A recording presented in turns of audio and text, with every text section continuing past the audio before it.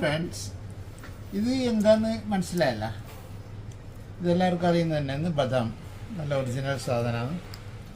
ഇനി ഇതിൻ്റെ കായ നിങ്ങളാരെയും കണ്ടിട്ടുണ്ട? കായ കാണാത്തവർക്ക് വേണ്ടിയിട്ട് ഞാൻ ഈ വീഡിയോ ചെയ്യുന്നത്. ഇതാണ് ബദാമിൻ്റെ കായ എന്ന് പറയുന്നത്. മരത്തിലുണ്ടാകുന്ന ഇതേമാതിരിയാണ്.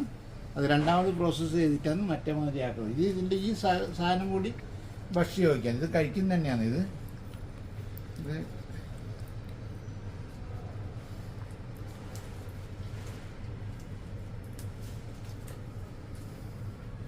നല്ലൊരു ചവർപ്പും ഒരു മധുരവും ചവർപ്പും കൂടിയുള്ള ടേസ്റ്റാണ്.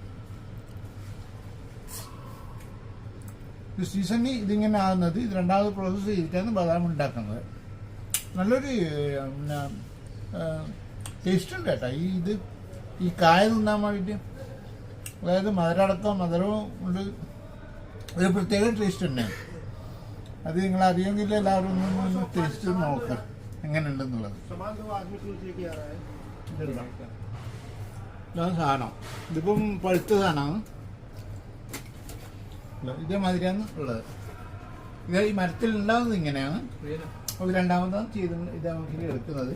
പക്ഷേ ഈ കവർ ഇതിന് ചുറ്റുമുള്ള സാധനം കൂടി കഴിക്കുന്ന തന്നെയാണ് ഇത്. ഇതാണ് അതിൻ്റെ കുരു വരുന്നത്. ഇത് രണ്ടാമതായി പൊളിച്ചിട്ടാ മറ്റേതാക്കിയിട്ട് എടുക്കുന്നത് ഉണക്കി കഴിഞ്ഞിട്ട്. Okay, thank you. ഇത് കാണാത്തവർക്ക് വേണ്ടിയിട്ടാണ്. ഇത് ബദാം അറിയാത്ത ആൾക്ക് വേണ്ടിയിട്ട് ഞാനൊന്ന് ഇടുന്നതാണ്.